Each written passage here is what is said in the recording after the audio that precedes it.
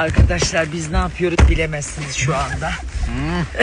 Tam para bozduruyorduk. Arkamızda bir çift belirdiler. Hanımefendi ikimizi de çok severek takip ediyormuş, izliyormuş. Sen eşine söyle. Eşi beyefendi de onu kırmamış, havaalanına bizi karşılamaya gelmişler. Doğancan da dedi ki, önce beyefendi dedi ki ne olur biz sizi götürelim. Dedi ki yok zahmet etmeyin. Doğan dedi ki valla ben de zaten yoruldum dedi. Taksi arayamayız dedik, bindik.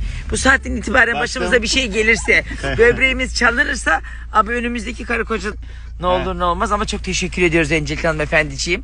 Güzel bir bak. Bak sıfatın dökülmeye. Yalnız beyefendiyi tebrik ediyorum. Bu saatte herkes kalkıp gelmez. Saat şu an 3 burada bu arada. Allah razı olsun. Yani bir de bu dertten kurtardınız. Hele sen uyanık kaptı. Kadir kibarlık yapıyor. Hadi kalk gidelim ya dedim. Sağ olsunlar, güler yüzleriyle güzel karşılandık. Hadi gidiyoruz bakalım. Otele varana kadar story atmazsam arayın polisi.